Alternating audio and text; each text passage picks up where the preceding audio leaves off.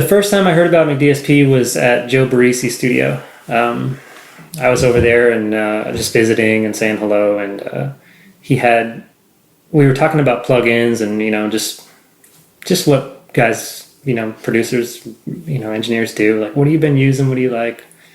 I had been trying to find some better EQ plugins. I found that all the EQ plugins I was using were really good at cutting, and cutting is, most of the plugins out there are fine, but boosting I wasn't finding anything that I liked, and it just felt like every time I was using an EQ to boost in the box a plugin, it just was kind of harsh and didn't have any air to it, and sometimes the frequencies didn't really seem that accurate, and I just didn't like them, So I asked Joe what he liked, and he showed me the McDSP stuff. And when Joe says he likes something, I'm pretty much sold. I'm like, all right, cool, I'm gonna try that out. So I got the filter banks, and I loved them. Like, you can boost in the highs, there's air, it doesn't get crunchy, it just sounds nice. So I was like, what else do you guys have? And that's where I got started, was filter bank.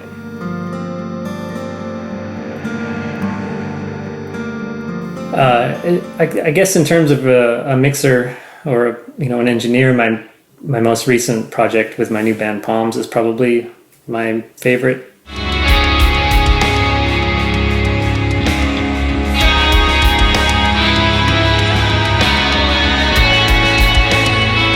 Thing that I've done to date, just because I wrote the music or co-wrote it, I played drums on it, I recorded it, I mixed it, and it was a lot of hats for one person to wear, but I learned so much doing it, and I just feel really proud of it.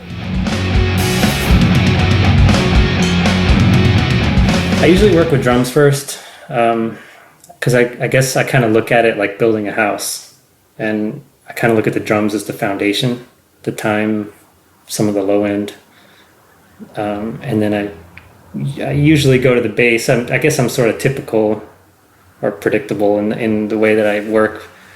I guess that's sort of a common way to do it, but it works for me. And I like I said, I kind of look at it like, the drums and then the bass and then the guitars and the vocals are kind of like the, and then anything you put on the bus, it's like the mix bus, like your EQ or your compression or whatever, is sort of like the roof, if you want to call it. But that's sort of like how I look at mixing. It's like almost in a visual sense.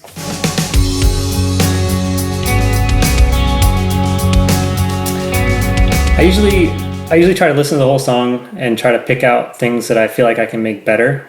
Whether it's a part that I can enhance, or I really like to take things that are mono and make them wider if I can. Just little effects I can add.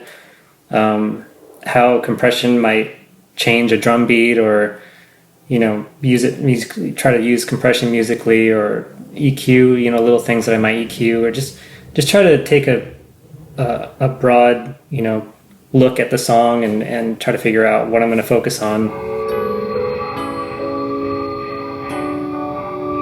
I guess I find myself doing this a lot, and I try to tell other people, not to do this, is when you're mixing or recording in the box like I do, or mostly in the box, I find myself engineering with my eyes more than I am my ears sometimes, because and I'll explain, I guess, like, if I'm using an EQ and I might see the EQ curve and I'll say, wow, that looks a little dramatic, or that compression setting looks a little too much, or that doesn't seem right. But you have to remember to use your ears, and that's what you should be listening to what you're doing, not, that transient looks weird, or that, whatever, just EQ setting, or, like I said, I just find, me and my friends have a joke, we call it engineering. But just use your ears more than your eyes, you know, because I feel like it's hard to remember to do that now that everything's so visual and on a computer screen, and you're not moving faders and touching stuff so much anymore. And just to have fun and not be, I mean, learn the basics, you know, like things like phase and how compression works, you know, and frequencies. Learn the frequencies and what you like and what you don't like, and then just have fun and just try not to be too scientific about it. You know, I know that's sort of contradictory, but I'd say just learn the fundamentals and then just try to have fun.